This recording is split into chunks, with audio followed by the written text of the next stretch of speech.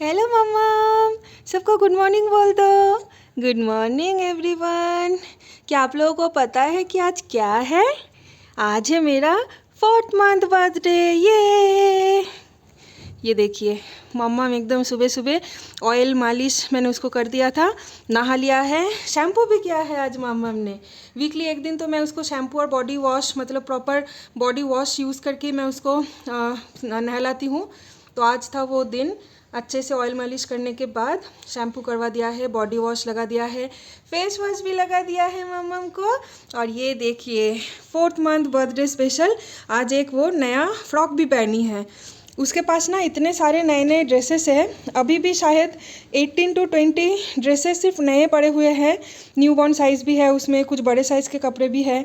तो हर month birthday में मैं तो उसको एक नया पहनाती ही हूँ, ये मैंडेटरी है।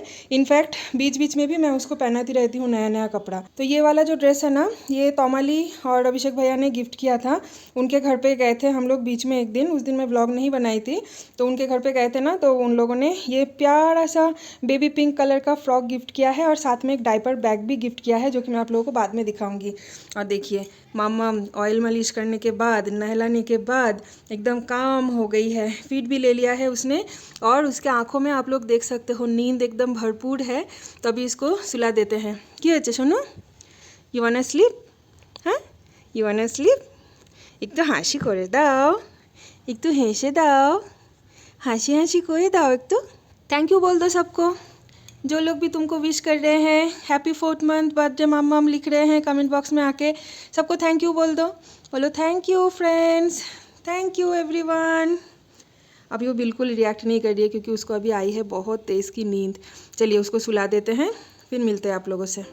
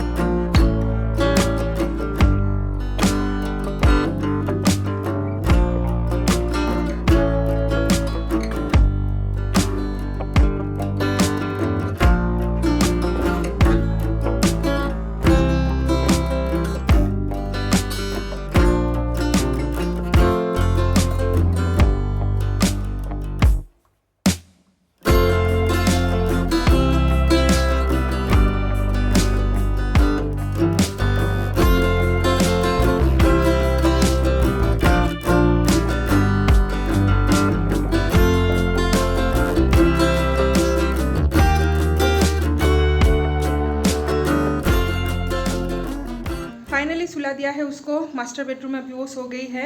सारे खिड़की दरवाज़ा सब कुछ एकदम बंद कर दिया। और वैसे वेदर तो बहुत ही मस्त है, ठंडी ठंडी सी हवा चल रही है, धूप भी इतना ज़्यादा नहीं है, फिर भी थोड़ा बहुत जितना भी सनलाइट आती है ना, उसकी नींद खराब हो जाएगी, जिस वजह से सारे खिड़की दरवाज़ा मैंने बंद कर दिया है। वैसे ना उसकी एक बहुत ही बुरी आदत है, मैं आप लोगों को बताती हूँ। जब वो बड़ी होगी ना, बड़ी होगी जब मैं वो जब मेरी ब्लॉग देखेगी तो बोलेगी अरे मम्मी इतने बचपन से ही मेरे बारे में बुराई कर रही थी। जब से पर उसकी एक बुरी आदत है कि वो ना अंधेरा करके एकदम भी रहना पसंद नहीं करती है, सोना पसंद नहीं करती है। हमारा जैसे क्या आदत है, हम लोग जब बिस्तर में जाते हैं फाइनली सोने के लिए, उस टाइम पे खिड़की दरवाज़ा सब कुछ बंद करके, लाइट ऑफ करके, रूम थोड़ा सा डार्क रहेगा, उस टाइम पे हम लोग सोना पसंद करते हैं ना, ऑटोमेटिकली थोड़ा हल्का म्यूजिक सुनते सुनते नींद आ जाती है। लेकिन मम्मा के साथ ऐसा बिल्कुल भी नहीं है। मम्मा जब तक गहरी नींद में नहीं चली जाएगी तब तक रूम का लाइट ऑन करके ही रखना पड़ेगा। लाइट अगर ऑफ कर दिया, उसने अगर अंधेरा देख लिया, फिर तो बस खत्म। इतना चिल्लाएगी, इतना रोएगी। तो अभी ना ये एक हमें प्रॉब्लम हो रहा है, जब भी हम लोग सोते हैं, दिन में हो या रात में हो, लाइट ऑन करके रखना पड़ता है। जब वो एकदम गहरी नींद में चली जाएगी उस टाइम पे हम लोग लाइट ऑफ करके फिर हम लोग सोते हैं। अब देखिए हमारा आदत स्टार्टिंग से ऐसा है, अभी उसका तो आदत ऐसा है नहीं, तो ऑब्वियस बात है, वो तो बच्ची है, उसको कुछ इन सारी चीज़ों के बारे में अंदाज़ा ही नहीं है।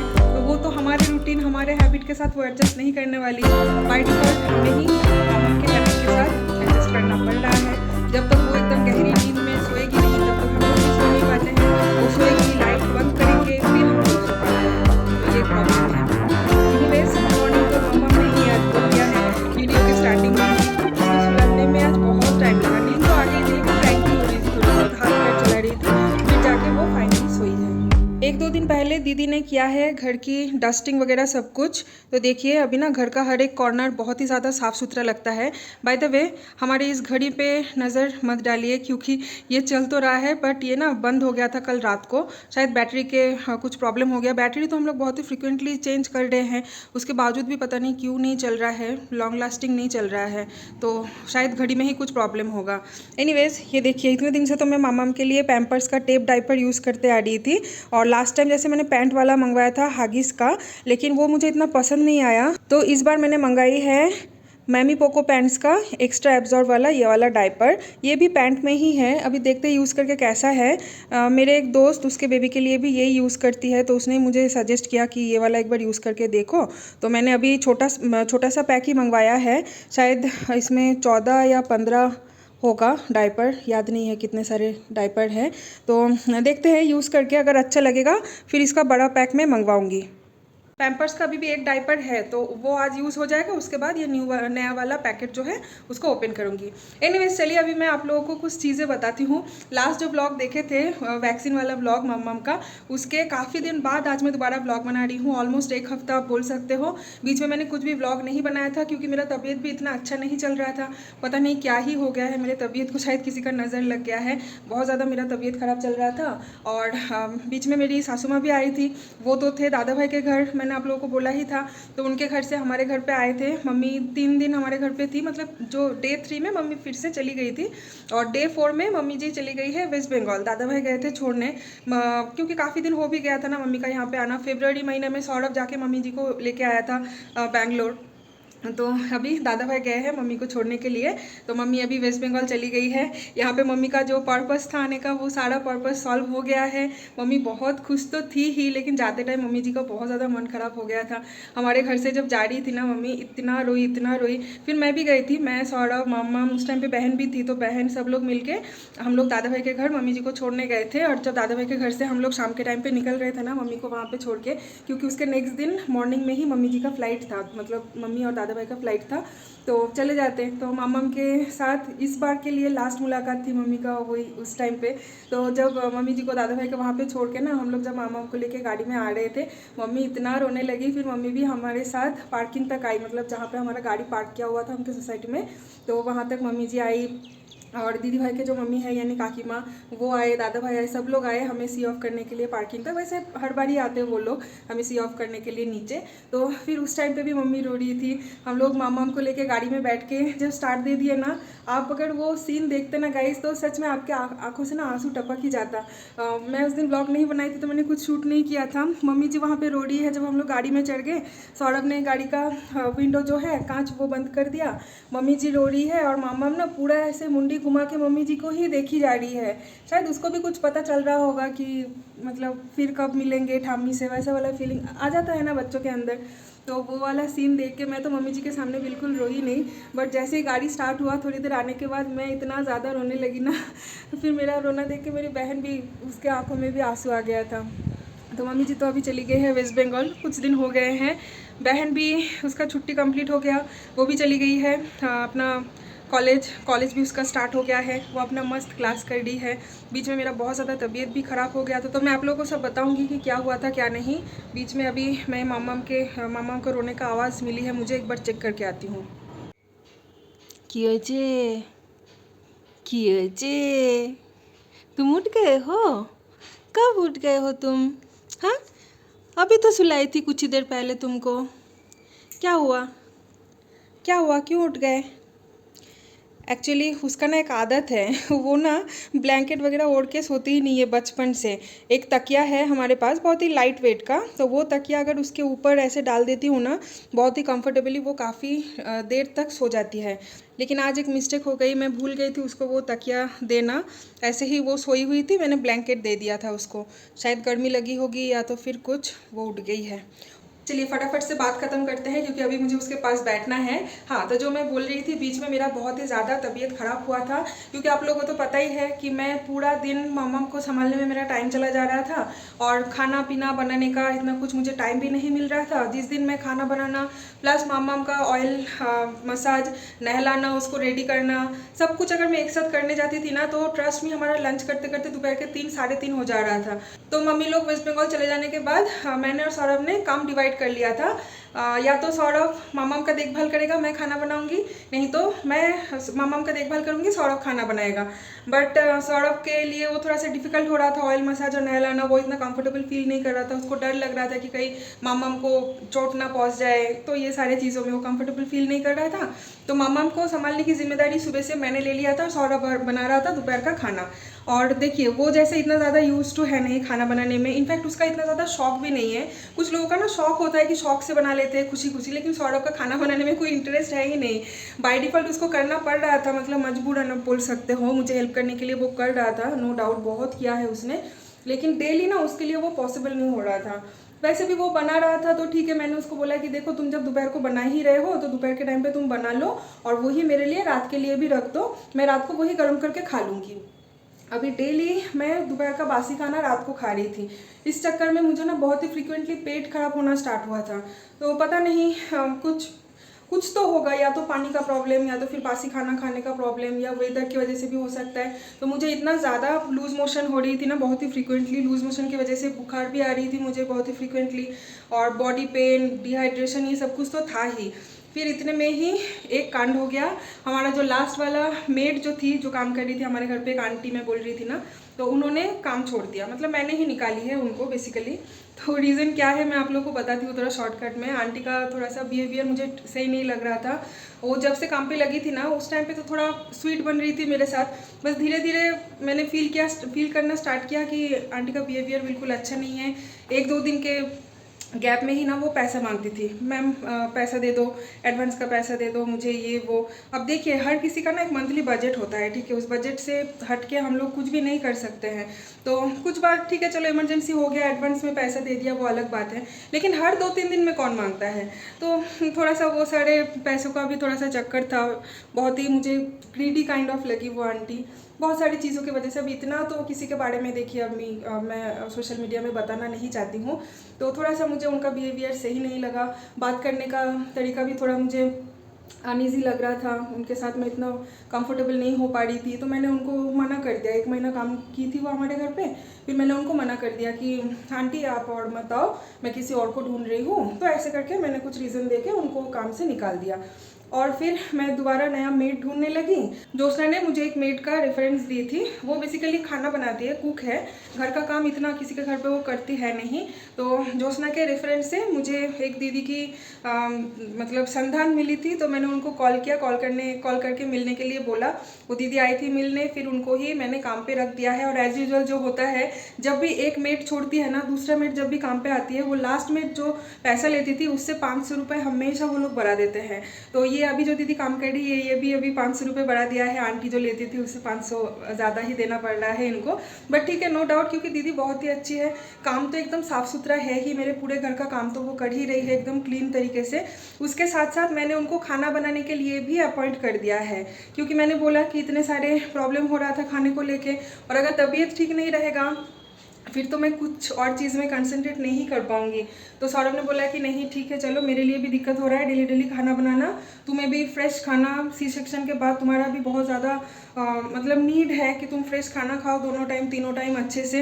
तो चलो दीदी को रख ही देते हैं। तो दीदी को ही मैंने बोल दिया है कि दीदी आप घर का काम भी करो, खाना बनाने का काम भी करो हमारे घर पे। वैसे ना सच बोलूँ तो हम लोग बहुत दिन से, मतलब जिस टाइम पे मेरी डिलीवरी भी नहीं हुई थी उस टाइम से ही हम लोग एक अच्छा कुक ढूंढ रहे थे, कि उस टाइम पे मम्मी भी थी, घर पे लोग भी बढ़ रहे थे, तो मम्मी के लिए, सासू माँ के लिए पॉसिबल नहीं हो रहा था सबके लिए खाना बनाना ये वो। तो उस टाइम पे ही मुझे लग रहा था कि नहीं एक कुक रख देते हैं, लेकिन दोनों मम्मी मिलके मना किया, बोला कि दोनों मम्मी है घर पे, फिर कुक रखने का क्या ज़रूरत है, हम लोग संभाल लेंगे, तुम चिंता मत करो।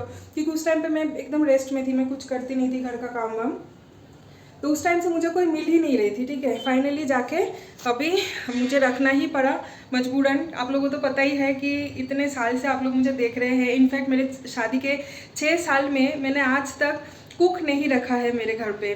मेड तो मेरे स्टार्टिंग से ही था, मतलब हाउस होल्ड काम के लिए, बट मेरा कुक स्टार्टिंग से मुझे कभी चाहिए ही नहीं था। इनफैक्ट मेरे दिमाग में भी नहीं था कि कभी मुझे कुक रखना है, बट मजबूरन अभी मुझे रखना ही पड़ा क्योंकि तबीयत का सवाल है और मामा को मुझे टाइम देना है, which is the most important thing. मतलब अभी तो ऐसा लगता है मेरे लाइफ का एक मकसद यही हो गया कि कैसे मेरी बच्ची सही रहे, उसके लिए मैं किसी भी हद तक जा सकती हूँ। तो हाँ, मुझे अभी कुक रखना ही पड़ा। तो मैं नहीं चाह रही थी कि बाहर का कोई आए, फिर मतलब एक मेड आएगी काम करके जाएगी, फिर एक अननोन पर्सन कुक आएगी, क्योंकि घर पे बच्चा है, सबको इतना ज़्यादा हम लोग ट्रस्ट नहीं कर सकते।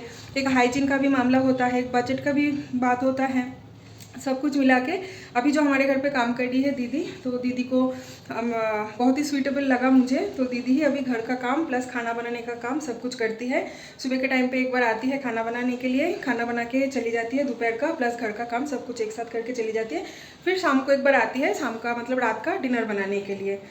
तो ये एक बड़ा सा अपडेट आप लोगों को देना था, क्योंकि अभी इतना ज़्यादा लाइट फील करती हूँ ना, मैं मामा को प्रॉपर टाइम दे पा रही हूँ, हर एक चीज़ में प्रॉपरली मैं उसकी देखभाल कर पा रही हूँ।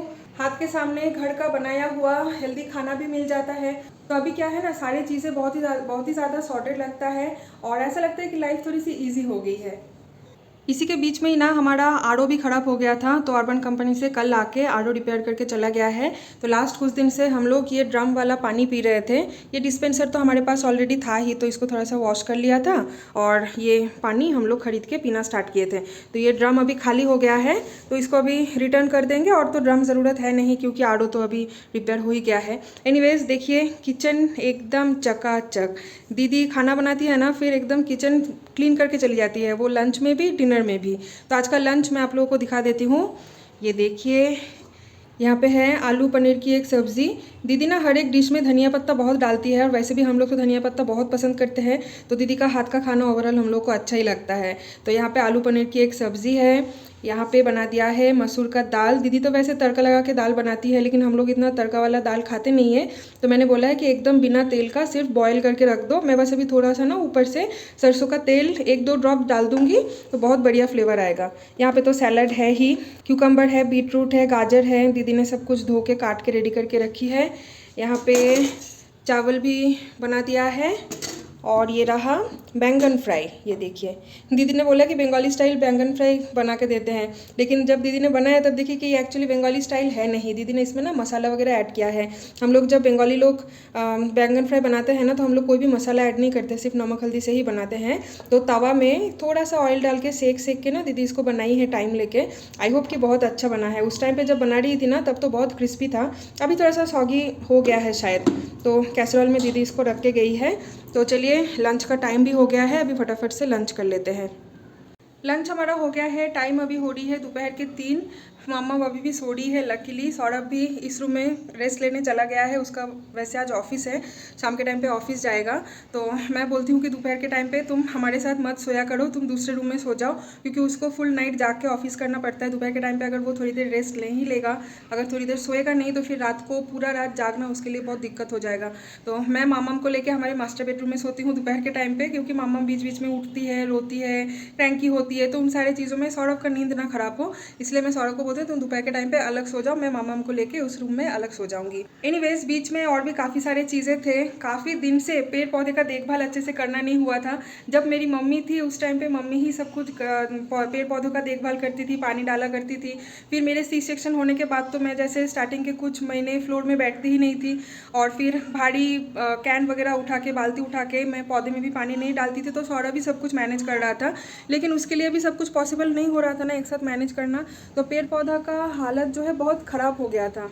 तो हमने कल नर्सरी से बुक किए थे एक गार्डनर को, वो आए थे, आके सारे बालकनी के पेड़ पौधे सब कुछ ट्रिमिंग वगैरह कर दिया है, अच्छे से ग्रूम करके मिट्टी वगैरह थोड़ा लूज़ कर दिया है, खाद, पेस्टिसाइड, वर्मी कॉम्पोस्ट सब कुछ उसमें मिलाया है। फ्लावर के लिए एक आता है ना, फ्लावर मिक्स बोलते हैं, छोटा छोटा दाना, जो लास्ट टाइम एक बार मैंने बिग बास्केट से ऑर्डर की थी ना, तो वो वाला मेरे पास ऑलरेडी था, वो मिक्स किया है। और हिबिस्कस में जैसे कीड़े लग जाते हैं वाइट कलर के, स्प्रे वगैरह सब कुछ डाल दिया है। और ये वाला बालकनी जो है ना, यानी हमारे लिविंग और डाइनिंग के साथ जो बालकनी है, इस बालकनी से सारे पेड़ पौधे हमने हटा दिए थे, क्योंकि डिलीवरी के टाइम पे मम्मम के बहुत सारे कपड़े, एकदम छोटे छोटे कपड़े, सब कुछ इसी बालकनी में ही हम लोग सुखाने के लिए डालते थे। उसको यहीं पे ऑयल मसाज भी करते थे मम्मी लोग बैठ के।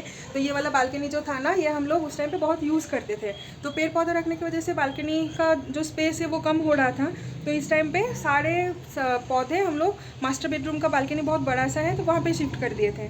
तो अभी तो जैसे ये वाला बालकनी इतना हम लोग और मम्मम के पर्पस में यूज़ नहीं करते हैं, बस कपड़ा वगैरह थोड़ा सुखा दिया, वो अलग बात है। उसके लिए तो रोप है, स्टैंड जैसे अभी अंदर रखा हुआ है ना, बारिश की वजह से ये अंदर ही रहता है। तो मैंने भैया को बोला कि भैया उस बालकनी में एक साथ बहुत सारे पौधे हो रहे थे, आप वहाँ से कुछ पौधे शिफ्ट कर दो इस बालकनी में फिर से, तो थोड़ा जगह भी मिलेगा ना उन लोगों को, खुला खुला रहेगा तो अच्छा लगेगा। तो जिस वजह से सारे पौधे अभी थोड़ा थोड़ा यहाँ पे रख दिया है। थोड़ा पौधा तो इस बालकनी में ऑलरेडी था ही, और बाकी का है मास्टर बेडरूम में। तो आज सुबह आप लोगों ने देख लिया ना कि कितना अच्छा फूल आया था। तो सारे फूल उठा के सौरभ ने पूजा भी दे दिया है। तो चलिए, मुझे बैकग्राउंड में मम्मम की रोने की आवाज़ मिल रही है। मैं बोल रही थी ना मम्मम सो रही है, उठ गई है, देखते हैं उसको। কি হয়েছে মামা? কি হয়েছে সোনু? সোনু বাচ্চা, সোনু বাচ্চা, মাম্মা কোথায় চলে গেছিলো তোমাকে রেখে? মামা হ্যাঁ কোথায় চলে গেছিলো? ये देखिए কোথায় চলে গেছিলো মাম্মা তোমাকে রেখে? হ্যাঁ কি হয়েছে? নো কাঁদু কাঁদু, নো কাঁদু কাঁদু, বার্থডেতে কেউ কাঁদু কাঁদু করে? ছি, no one cries on their birthday মাম্মা। No no no no no, no crying, no crying, okay.